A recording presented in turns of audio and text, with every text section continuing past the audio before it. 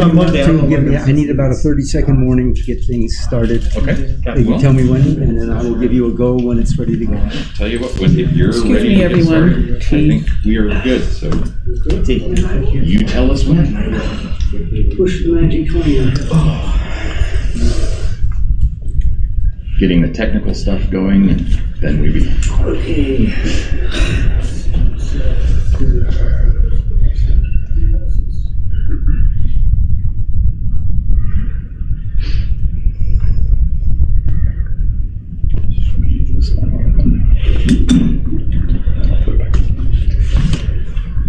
Great.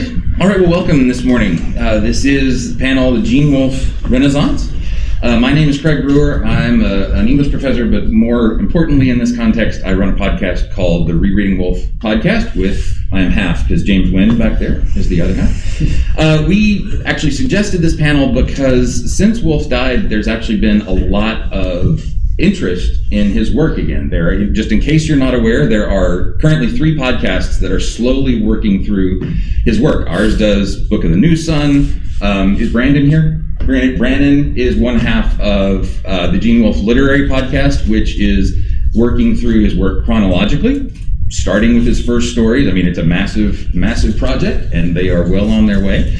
There's another one called Alzabo Soup that is sort of more of a first-time read through that. Anyway, that's going on. The new Tor Essentials versions of New Sun have come out with Ada Palmer writing the introductions, and a Fifth Head of Cerberus version is coming out with Brian Evanson doing the introduction. That's all great.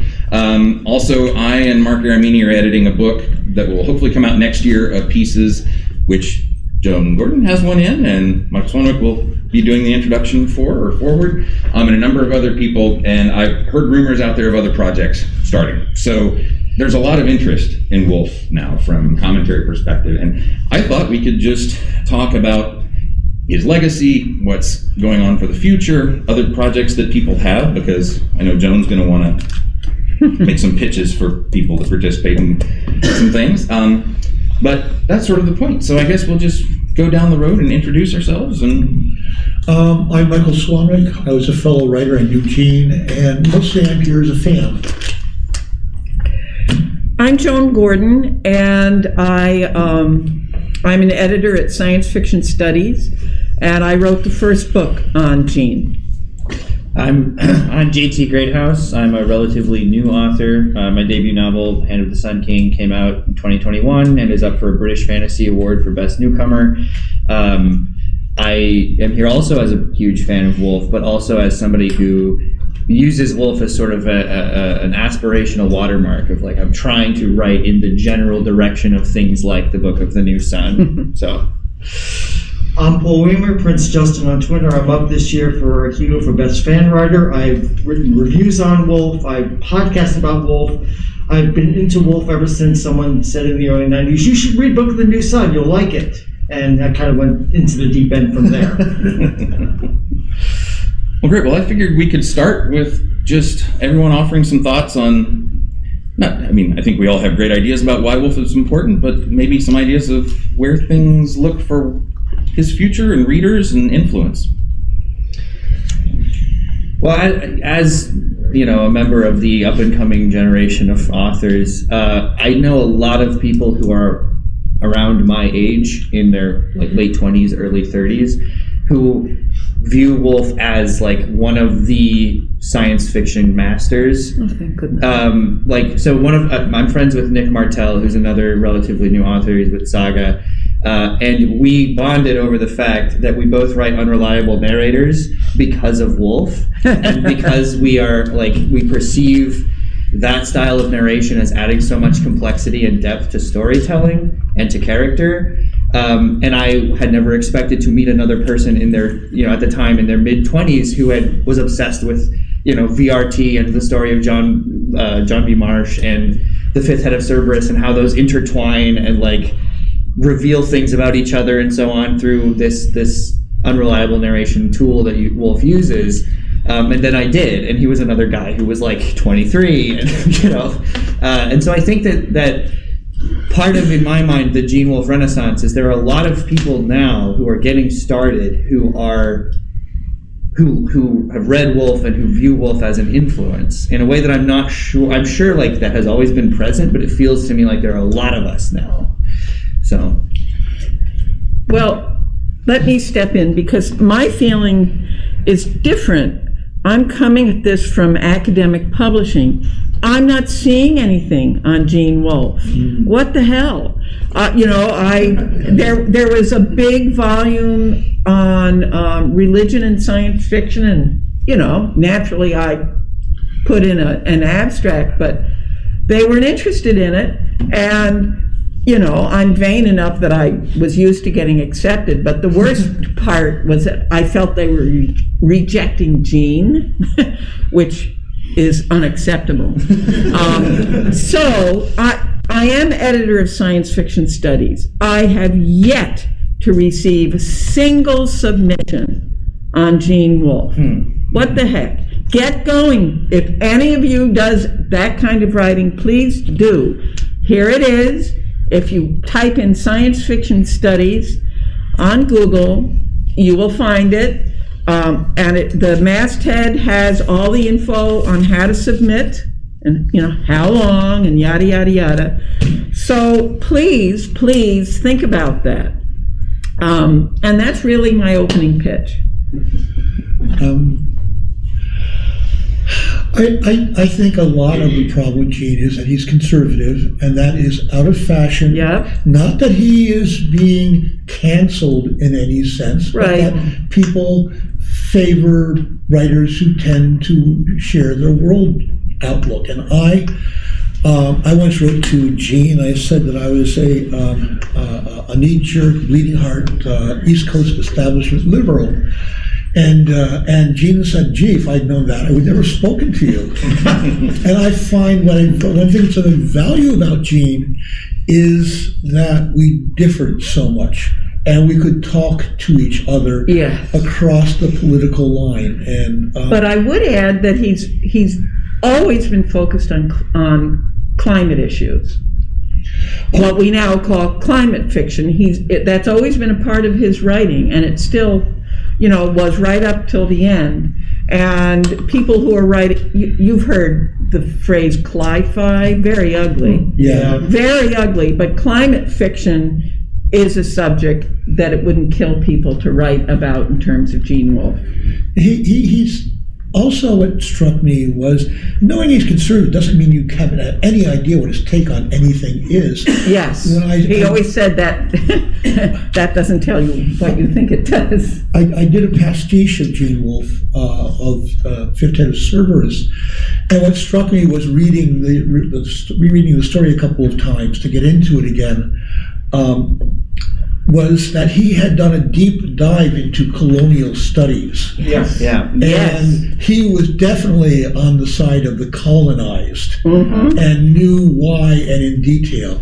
So I think that if we can keep him alive the next century or even 1,000 years from now, but at some point we have to give him the same kind of slack that we give Samuel Johnson, who despised Scotsmen and Americans and believed in the hierarchy of position, and just say, well, those were his beliefs then, but we value him for what he, for his good points, for the reasons that anybody would read him now. Yeah. I think part of the joy, the power, but also the disadvantage to introducing people to Gene Wolfe is that he's not what I call a 101 science fiction writer. You don't hand someone new to science fiction a Gene Wolfe novel of any kind, even Fifth Head of Cerberus, which is relatively accessible, and you certainly don't hand them Book of the New Sun. So there's a limited pool of trying to get people who are into science fiction enough that you can introduce to Gene Wolfe. And when I first was suggested, I had in my mind, like, oh my God, Gene Wolfe, he's really abstruse and really dense. How am I ever going to read him? And I think even now that he's passed, and even with the Tour Essentials, like, there's still that perception among people that he's too inaccessible. I don't think he is. I think it takes work to read him, and I do want to talk later about rereading Wolfe as a project, but I think there's an issue that people think that he's too much work for the pleasure. I disagree, but I think that's the general perception in science fiction fandom. And I think in scholarship, oh, by the way. I think that's possibly where you're having problems with scholarship. It's like, oh my God, Gene Wolfe, But we can just predict some more. There's something wrong with Phil K. Dick. I like him a lot, but he's very different than reading Gene Wolfe.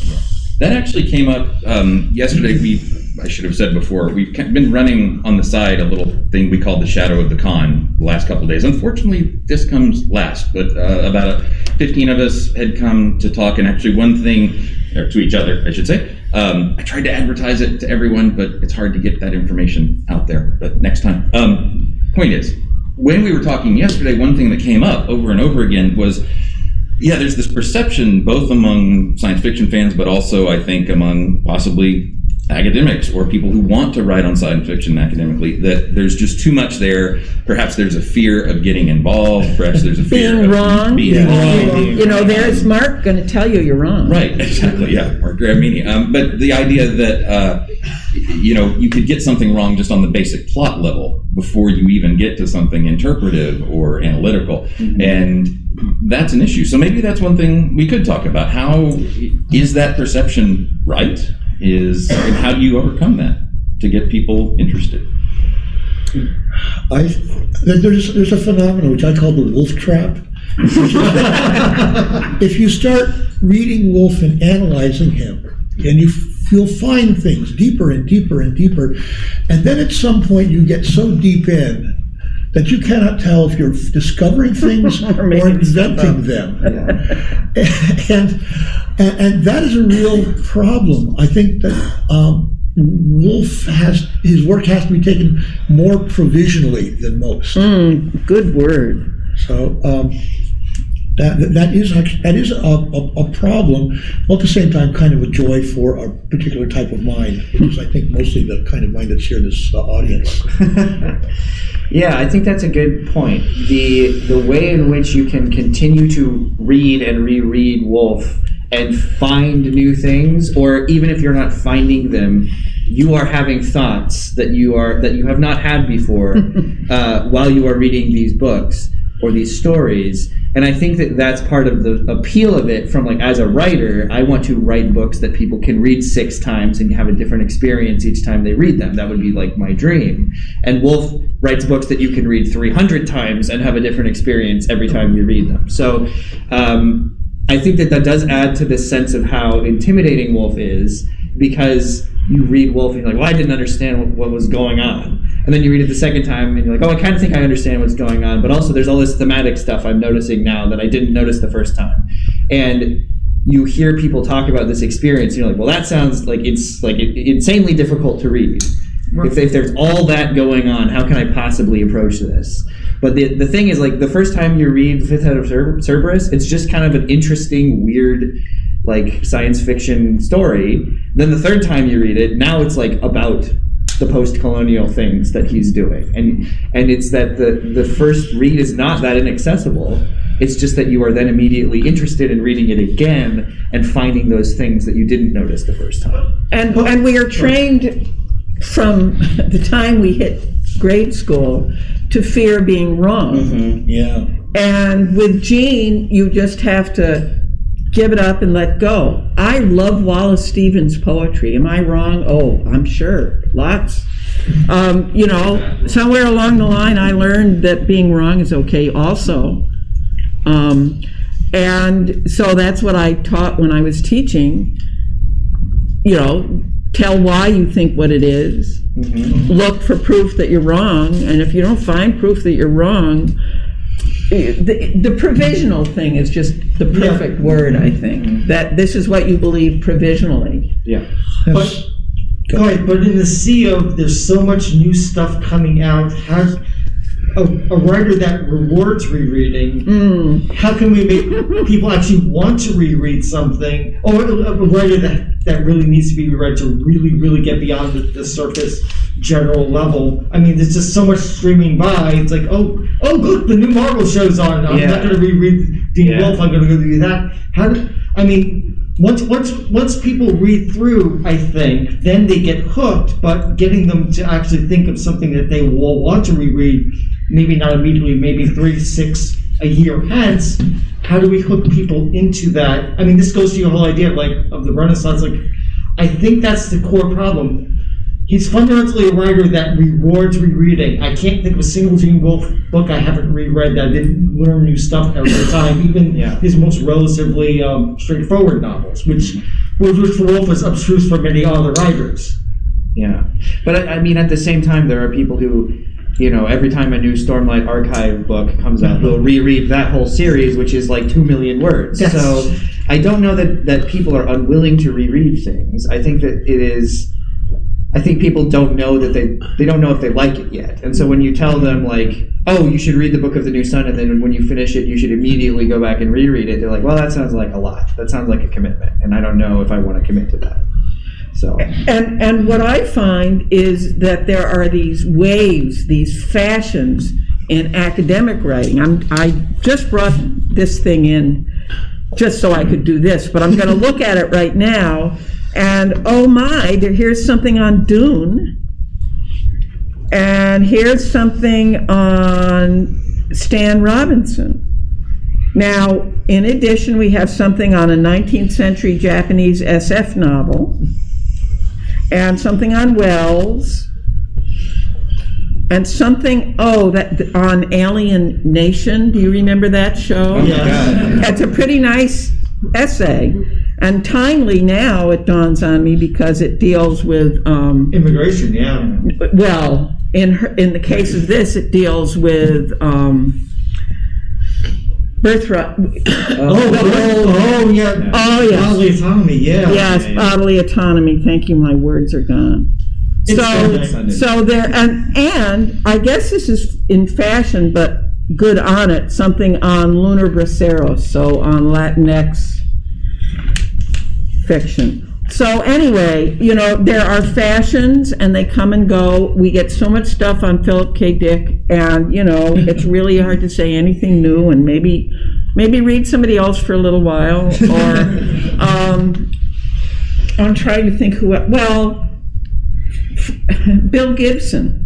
We get a lot of Bill Gibson, and certain things just keep recirculating apparently in academics. And why aren't they thrilled to find somebody nobody's done much with? Well, John Clute said it's like fear of being wrong. Yes, Again. yes, it is. He told me a long story, which I will cut off entirely. But somebody was trying to get him to edit the book, and when he came home, put together a book of criticism. When he got home and crunched the numbers, he realized that he was expected to fill this with essays from red brick academics. And he said he wouldn't do that because the only essays they would have would be on Ursula K. Le Guin, Philip K. Dick, Stanislaw Lem, and Jane Austen. And anybody else. And God forbid he's not wrong. Robert Heinlein, because he might not be literary, or Gene Wolfe, he might not be literary. Well, he sure is literary, but he might not. You might be wrong. Yeah. You might say something about Wolfe that people disagree with, right? Yeah. But that actually does bring up, I think, an important and interesting point. I mean, because we are at a moment right now where the genre field is definitely growing, both in popularity, but also in terms of diversity and different topics of different genres. I mean, cli-fi, like you said, all kinds of different Don't even things. use that. I just mentioned it, but I don't want to ever hear it. But my question then is, I mean, I personally, of course, we all love Wolfe, but is it worthwhile to spend this much time, as so many of us do, when we're also at a moment where there's so much new things and so much broadening? What's the value of spending so much time on one older writer? I would argue that we are doing the younger writers respect by establishing that if they are as wonderful as Gene Wolfe, they can be remembered. I really am interested in the new writers. I think they're doing exciting work, but you can't but you can't treat them as if they're disposable. You're all part of this wave, you're all part of this churn, and 20 years from now, nobody will be reading your work because we're focused on the change rather than on the accomplishment.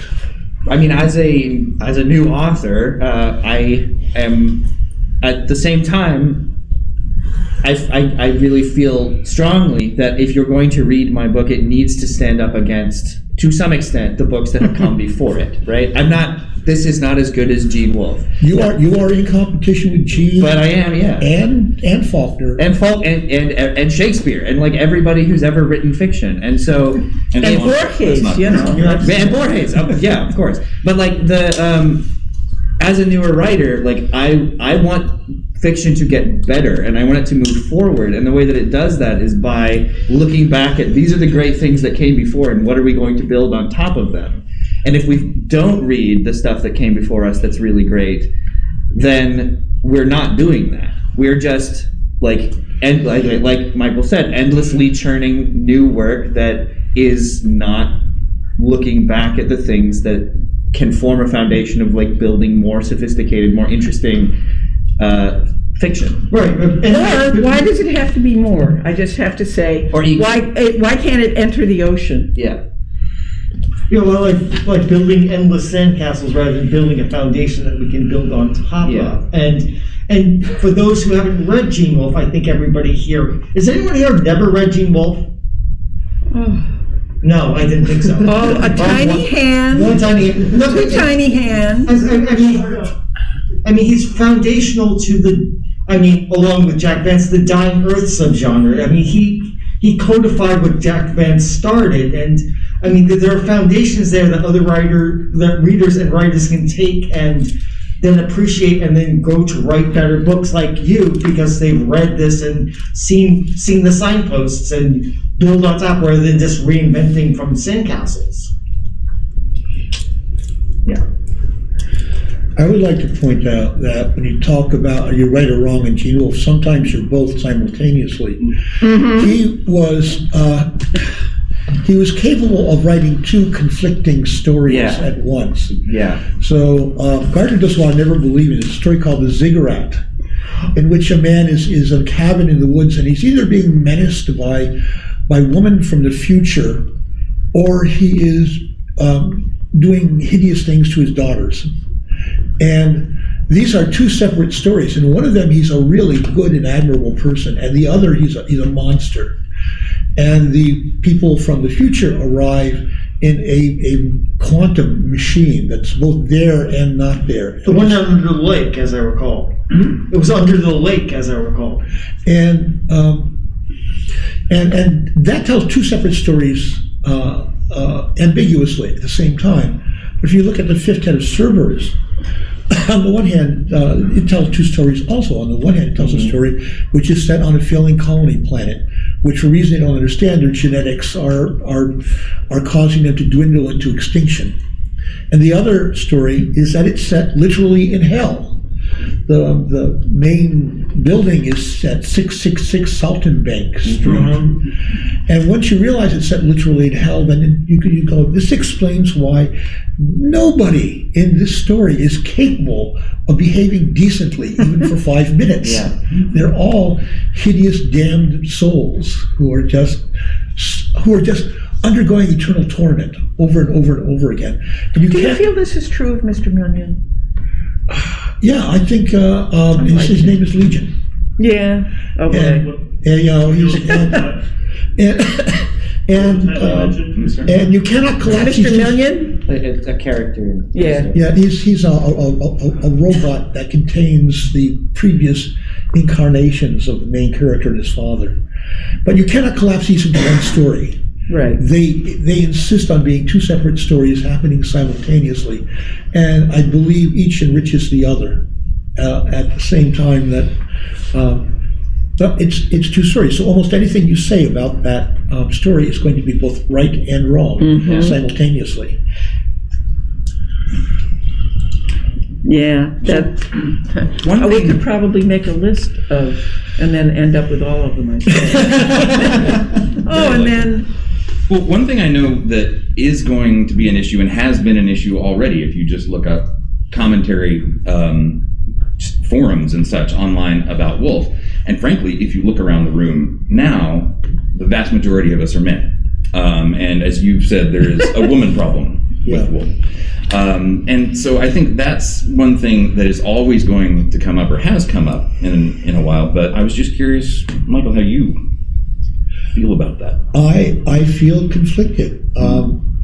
You cannot take the experience of all of the women writers, many of whom really like him, women readers, many of whom liked him personally, and you cannot dismiss them. It is a real problem. The adult woman, woman of sexual age and beyond, they're all awful.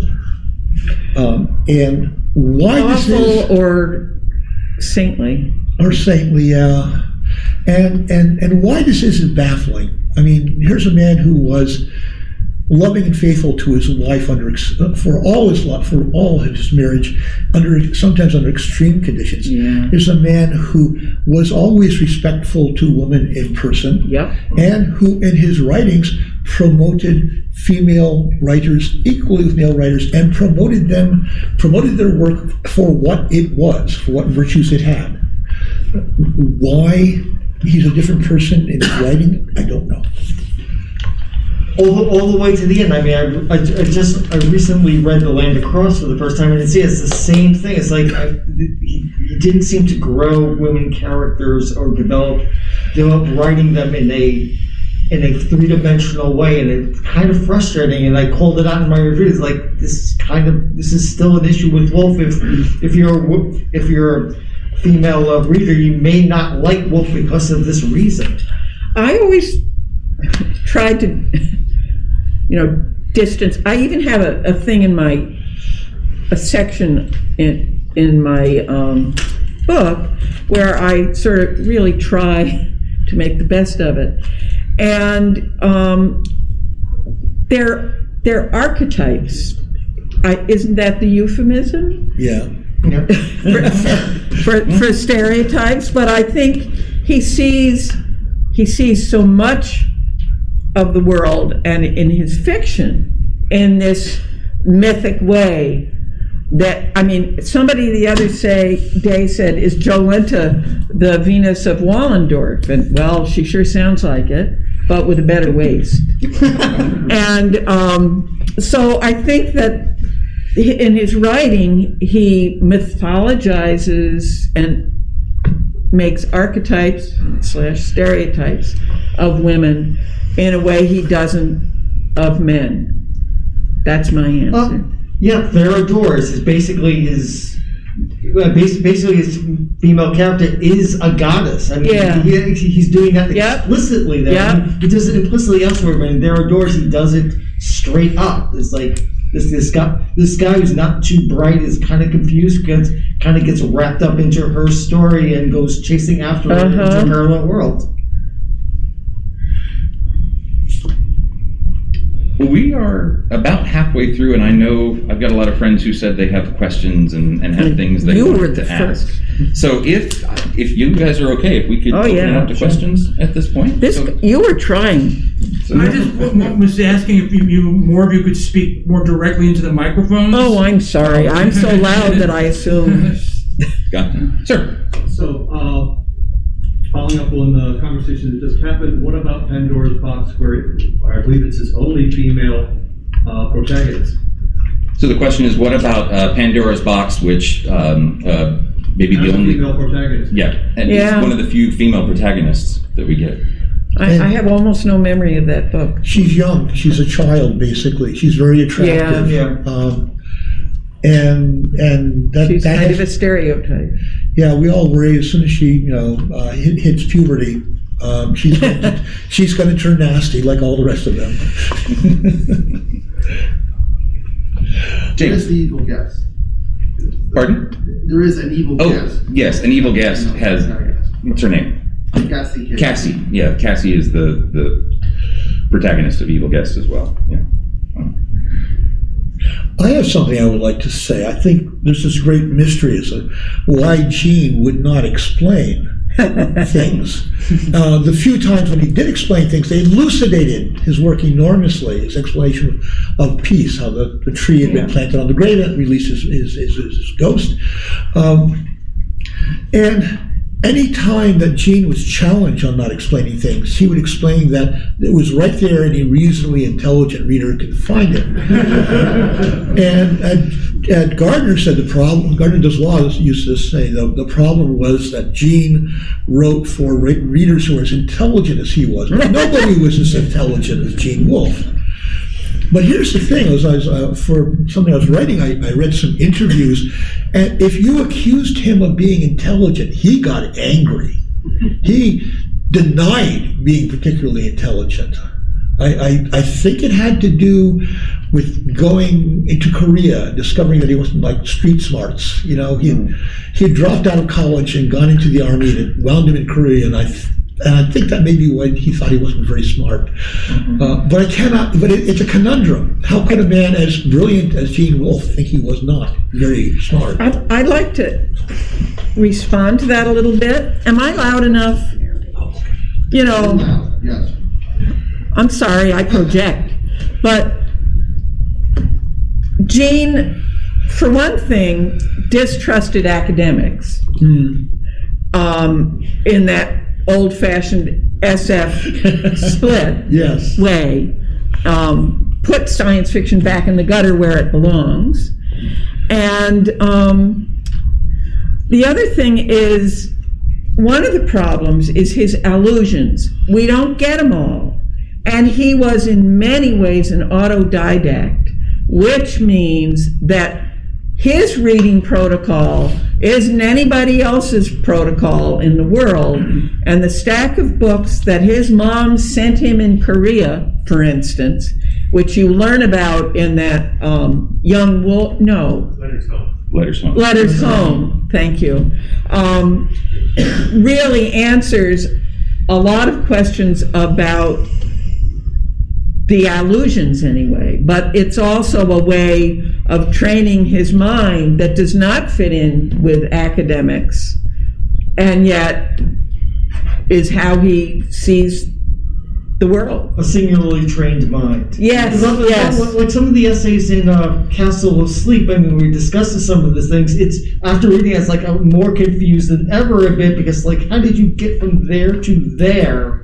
And Castle of what? Book of Days, Castle of Sleep, the book of essays that we does also as nonfiction. Castle of the Otter. Castle of the Otter, yes. Oh, okay, because Yeah, it came out like in the 80s, I believe. no, I have Castle of the Yeah. Otter, but I didn't get the. I might be screwing up my time. Okay. Anyway, I wrote Castle of okay. Sleep, yeah. Oops. And we have an Ermi question. Yeah, you've got a couple of questions Okay, great. from Ernie. Well, first is, Infinite Jest was marketed as a really, really difficult book. Are you tough enough to take it on, in a sense? And it worked. Did Tor miss a trick in not marketing Wolfe similarly? The question is, Infinite Jest by David Foster Wallace was marketed as a really hard book with lots of puzzles and whatnot. Did Tor miss the boat by not doing the same with New Sun or anything? So in addition to teaching high school and writing, I have worked and continue to work part-time for the fun of it in an independent bookstore. And it's not, I don't remember exactly what year Infinite Jest came out, but it's not the mid-90s anymore. It's difficult to sell somebody a book that is on the premise that, like, this is an intellectual challenge for you. It's much easier, especially in science fiction, it's much easier to sell somebody a book on this is what this is about, and this is why it might be interesting, and then they can kind of decide whether they think that sounds cool. I've never I've tried. I've told people, like, they've told me, like, oh, I really love, like, complicated, interesting novels, and I'll be like, oh, here's Book of the New Sun. It's really hard and really interesting, and then they always end up putting it back. So I don't think Tor missed the boat, because I think that right now the moment we're in is not the moment that marketing strategy worked for Infinite Jest. Which makes it fascinating that the Tor's reissuing these books at a moment where that's not the reading fashion, as it were. Yeah. Although I think that they're positioning them with those Ada Palmer introductions as a like this is an important piece of genre history, Yeah, more so than like this is a really hard book. Yeah, and also Ada's books Right. are similar. Like if you like Ada Palmer, you'll like should Gene read Wolfe, Gene and vice versa. If Right. you haven't read Ada Palmer, and you like Yeah. Gene Wolfe, you should read Ada Palmer. Yeah, and I think it's very much like Ada Palmer blew up and is a huge name now, and Gene Wolfe is a huge influence on Ada Palmer, and so people who like Ada Palmer should read Gene Wolfe. Like that's how I would sell it. Yeah. Hand selling it. So. We had another air meet. Yeah, one more question from Airmeet right now. Why can't some men simply be uncomfortable writing about women? Many women writers only write about men in the background, and we don't say negative things about them. So why can't some, let me see if I phrase it right, why can't some men just be uncomfortable writing about women? And we have the opposite effect very often where women are uncomfortable about men. Why can't we just do that? Well, Power dynamics are different. yeah, the power dynamics are a little bit different. There are a lot more, think about all the movies that are just with men in them. And, the Bechdel test and so on and so forth. We do have lots of men writing lots of books like that. And the problem with Gene is that the female characters, when they appear, they are front and center. And you cannot, he's not ignoring them. He is looking at them directly. And often uncomfortably. Yeah. Yeah. Did you, Mike? Yeah, the Renaissance of Gene Wolfe. What new writers besides Ada Palmer? What new writers fit Gene Wolfe's definition of good literature? Something that could be read and reread many times by the reader with continuing enjoyment. Gotcha. So the question is, what, apart from Ada Palmer, what other writers might be in the Wolfe vein, whether explicitly influenced or not? Oh God. This is me on the spot.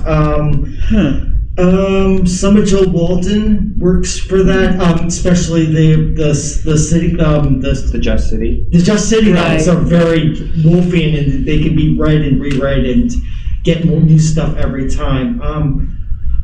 Gene Wolfe is so sui generis in some ways that there aren't enough literary heirs to him yet. It'd be nice to have more. I'm trying. I'm gratified that you and Nick are trying to move in that direction. We had some more hands up out there. Oh, I want to say I got a review once that boiled down to that I was Gene Wolfe light. I love it. Have they read your work? I was simultaneously flattered and insulted. Daryl Schweitzer, I would say, has experienced the same thing with some of his works, particularly the Sorceress books. So- He said that. I've thought of a couple. It depends on how new you want to go. So, if you're interested in fantasy, the Malazan Book of the Fallen and the Vor series by B. Catling are both highly rereadable. I don't know that I want to put them on the same level as Wolfe, but I think that they fit that criteria of you get more out of this the second time, right? And I don't think that there's a total absence of that. I do think that that's not necessarily the dominant strain right now. The first binding by R.R. Verde, which just came out, kind of is going to reward rereading, especially unfortunately it's not a complete story, sadly, even though it's 800 pages, but there's a lot of layers to the character and his history that kind of remind me of Wolfe that would recommend rereading and diving into. Because the book's all about this power of stories, and the main character is a storyteller, and he does a lot with that. Which book was that? R.R. Verde's The First Binding. Just came out. It's going to be a huge hit. Nathan, and then I know Marlon James is like Yes. is an influence. Yeah. I feel stupid for not saying Marlon I feel- James. Black Leopard, Red Wolf, Yes. and Moonwitch, Spider King. Yes. yeah, Marlon James was another suggestion. Red Leopard, Black Leopard, Red Black Wolf. Leopard, Red Wolf. Yeah. I'd like to piggyback on the last question and ask Oh, sorry, 1 second. The name before? the name of the new book. Oh, thank you. Oh, got help out there. Excellent. Okay, somebody over there is trying to get in too, so. Well, Mr. Horton. Let's start with this, and then we'll go to yeah. Thank you. I'd like to piggyback on the last question and ask what older books are like Wolfe or influenced him. I got into him personally from finding out that he introduced a collection of Clark Ashton Smith, and very highly recommended Clark Ashton Smith. If you're going forward, newer writers, what about older writers? Well, Father the question- Brown. The question Father is, Brown, Borges, Yeah. Yeah, older so writers. just to get it on the record for the Army, we've been talking a lot about new writers, so what older writers could we mention that were influenced by Wolfe, or Wolfe might have been in the same conversation? I mean, I think Umberto Eco, like Foucault's Pendulum, you can read 30,000 times and get something different every time. Borges, I don't think Borges has any novels, but he doesn't. But he's short very influential on Gene. Yeah, and like in the Book of the New Sun, the blind librarian is like literally Borges, right? Yeah. So, and I'll put in a plug that James and I did, I think, find a couple Borges influences on New Sun that have never been noticed before. Oh, excellent. I would also say, as Joan did, G.K. Chesterton, not just the Father Brown stories, but all, the Club of Odd Trades, all these strange books of his, they have been a very strong influence on a lot of people, including Neil Gaiman. He just keeps popping up. He's never respectable. Actually, currently there's a movement among conservative Catholic intellectuals called Sainted. But that does remind me when in the conversations about Wolfe, there is sort of something of a trilogy of people who always get talked about together. There's Wolfe, R.A. Lafferty, and John Crowley. Especially those three always seem to circle around that if somebody likes one, they like the other two. Oh, and that's incredibly common that we absolutely. Somebody else who just came to mind is John Ford. The Dragon. And he's getting re-released too. Yeah. He's getting re-released too. The Dragon Waiting. Dragon Waiting is great. So if you like Wolfe, you should read The Dragon Waiting. It just got re-released as part of the Tor Essentials line, and you'll love it. I'm sorry? Delaney might have been in conversation with Wolfe. Delaney? Oh, Delaney. Delaney, yeah. Sir. Yeah.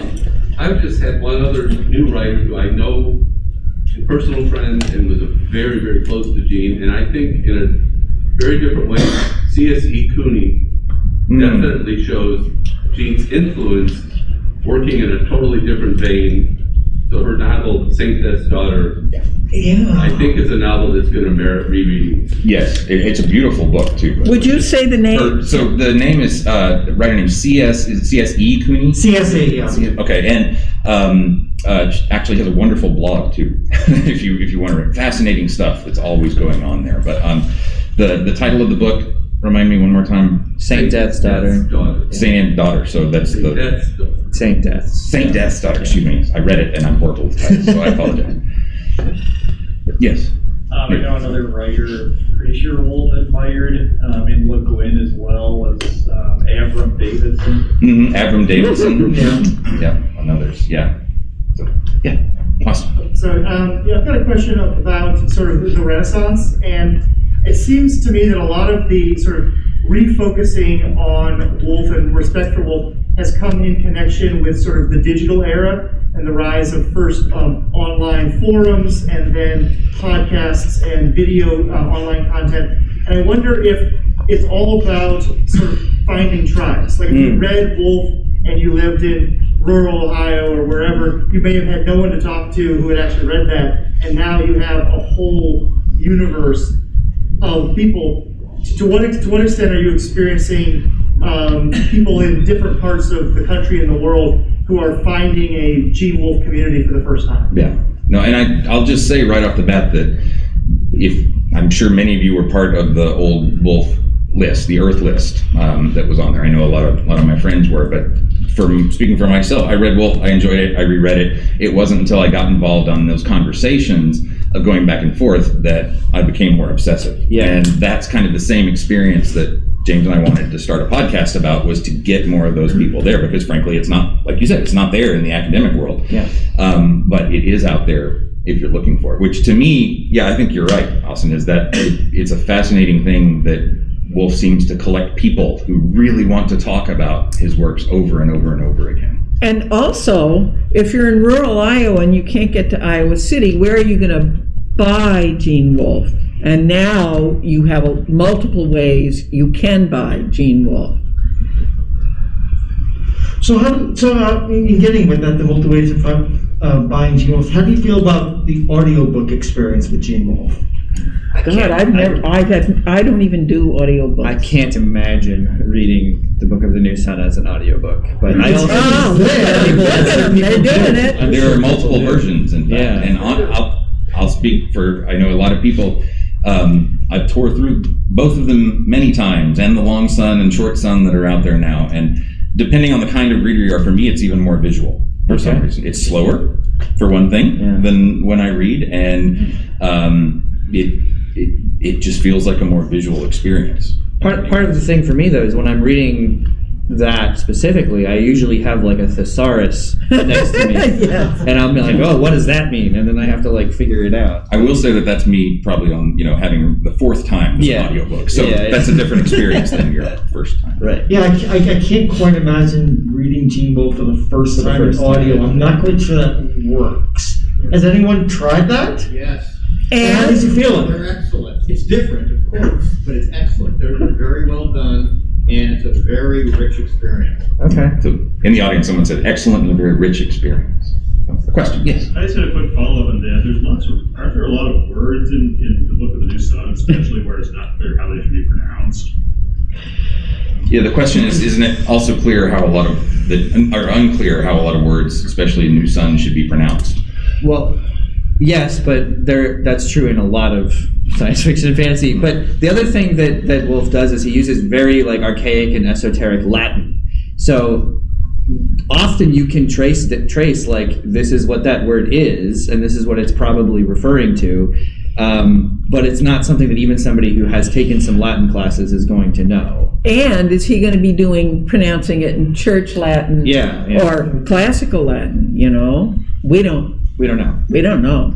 So I think they must just have to plunge in. Like the rest of us. Like the rest of us. And not worry about being wrong. Exactly. Were you going to say? Mike, were you going to add? I was just going to say that I've had audiobooks done by people who took really good care, and they knew how to pronounce words I had never heard in my work. So I also had the other way around, where you're going, "Whoa, you don't know what that word? You don't know how that word is pronounced." But on the whole, in the industry, they seem to take up the people doing it seem to take a great deal of care. Yeah. Did you say there? Oh, did you say there's another airman? Or no? Okay. Yes. Did Gene Wolfe want his work adapted in film?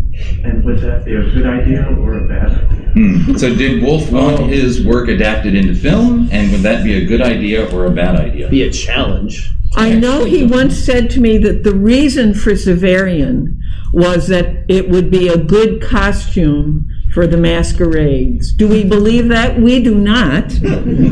But, I don't think he would have minded some Severian capes. I mean, there are some series out there. I can't imagine a movie where obscurity and playing with time and playing with characters are part of the point. Yeah. So I think like a limited series could be done. I can't imagine who would take on the project of adapting it. I certainly couldn't, but I think it could be done. And I'd like to see someone take up that challenge, but there's so much else out there that I don't think anyone's going to try. And I know one issue with it would be that simply making a visual version would make a lot of decisions about things that in the text might be ambiguous or strange or whatnot, and that would be harder to come up with. Well, like the two soldier novels, where part of the point is the characters describing different characters each time and not realizing they're the same person. Yeah, the same that would person. be very, very difficult to catch. And that's one thing we haven't really talked about, but so much of, I think, something that grabs so many people about Wolfe is those point of view characters, that everything comes from a very specific person's perception. And in a visual situation, that's different because we're outside looking, and you, in many ways, would miss that. You'd miss that voice, I feel like. That's another goddess book, by the way. Yes, it is. You're right. Or books. Yeah. Books, parabooks, yeah. Yes. To follow up on that, have any of you seen the comic book adaptation of Shadow of the Torturer? Yeah, there was he asked if anyone has seen the comic book version of Shadow of the Torturer. It made it through, I think, three issues. Is that right? I was kind of surprised. I just found it in a cheap box at a comic convention, and it's by a creator whose later works I quite like, Ted Neifat. What was his name? Is it Ted Neifat, Naifeh. Tim Neifat? So He's best known for young adult comics. Known for young adult comics. comics. It just seemed like such an unadaptable work. Yeah, and it was tried. It's actually available online. I know it's some site somewhere. If you search for it, you can find it.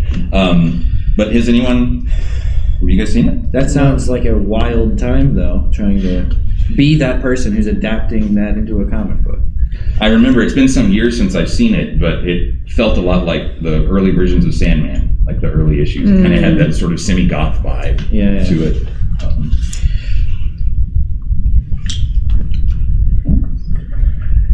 We are about 10 minutes left. Would anyone like to add any final thoughts? Or one thing I would say is if anyone has, particularly Joan, any other ideas for what we could do next with Wolfe? What would be things maybe that have been unexplored, books that haven't been talked about much by him, stories that you particularly like that others usually don't talk about? You know, the novellas. His novellas are magnificent. And we talk about the science fiction, but the fantasy novellas as well. They're beautiful. You have to find them here and there in the various volumes, but they are just superb.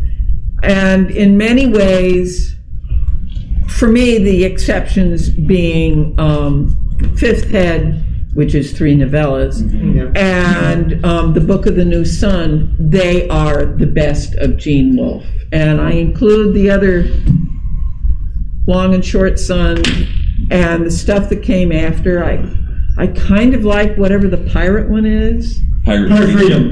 I don't know that anybody else does, but I don't even think the woman was as egregious, but I can't remember. And but I would love to see stuff done on the novellas. They are just gorgeous. I think there's the Gene Wolfe that writes the giant abstruse novels, and then there's the Gene Wolfe that writes the shorter fiction that still puzzles and stuff, and much more of a clockwork mechanism of trying to figure out how it all works in a short amount. It's like Gene Wolfe was like 2 different writers. Like, but they're very emotional, a lot of them. All those lost children. Yeah, I mean, it tugs at the heartstrings that maybe gets a little submerged in the larger texts. Yeah. I would like to see an annotated version of Peace. Which is an interesting turning point, because that was the point at which Gene tried to break out into the mainstream, and they weren't having it. But it is a wonderful, wonderful Yes, it book. is. It is. It's one of my favorites. And the annotated version will be about this thick, I'm afraid. In general, though, an idea of I know there are standalone books that discuss some of Gene Wolfe's stuff, but an annotated version of one of his novels would be an interesting challenge if someone would want to rise to that and try to. And again, they might get things wrong, and it'd be just their viewpoints. That's the problem. Well, Andre Triusi, is that how we say his name? I mean, he's doing that. It's just over in some other volumes. Yeah. It'd be fascinating to have sort of like a fractaling out annotated version of a Gene Wolfe novel where somebody reads it and annotates it, and then somebody reads it and the annotations and annotates Wait, isn't that the Tallman or something? Yeah. That makes me think of House of Leaves. Yeah. That's the Earth List, by the way. The old Earth List is very much doing that. Yeah, probably I was not old. In many ways, that's what the podcasts are doing too. It's just listening rather than writing.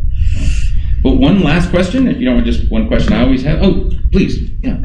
I have a question for the audience as much as the panelists. How many of you have, successfully introduced someone personally to Gene Wolfe in the last 5 years? So question, how many people have successfully introduced someone to Wolfe in the last 5-ish years? I have a friend whose name is Severa now.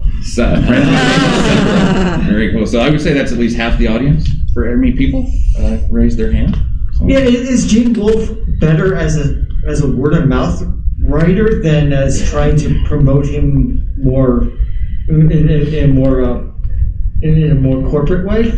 I mean, is it better? Is Wolfe better introduced individually rather than globally?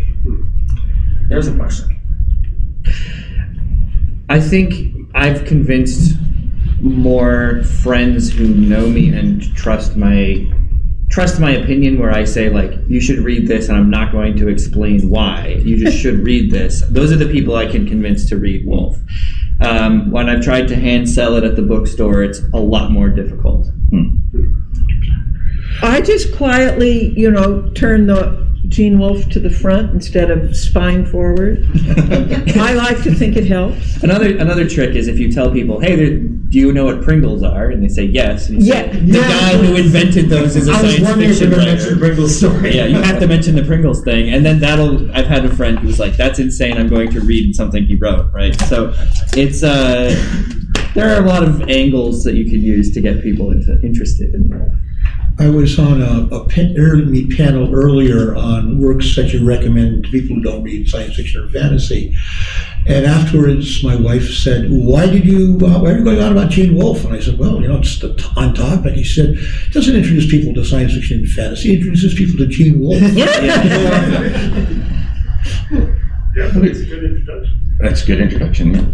Well, good. Well, just as a closing, I would say thank you to everyone here for that. And I would say to anyone out there, one thing, Joan and I were talking before, I keep a running bibliography of academic works on Wolfe. I'm trying to collect reviews, but we've got also podcasts, anything that's been written, produced on him, just basically as a resource. And if you're interested in that, I don't have a good link to it right now because it's a Google Doc, but I've made it available. So if you wanted to come talk to me afterwards or check out, it's just at ReReading Wolfe. Is that right, James? Our Twitter account. I'll make it available. Some of us don't use Twitter. Our children forbade it. I'm trying to think of a good, easy way to get it out there right now. But if I will sit here and gleefully write down everyone's email, and I can send that to anyone who would be interested. Come up with a good bit.ly real quick. But otherwise, I just want to make a pitch for, selfishly, all the podcasts that are working on it. Mine, ReReading Wolfe, Brandon's and Glenn's, which is the Gene Wolfe Literary Podcast, they're in the middle of talking about peace right now. So if you'd like a really excellent discussion and analysis of peace, that's what they're doing. Alzabo Soup, if you've never read New Sun before, they're a good companion. And our book, if you follow that, then a book that will hopefully be called Wolfe's Lair, which is a collection of new academic essays, will be coming out next year. So we'll be having that. So otherwise, thank you all very much. Thank you to the panel.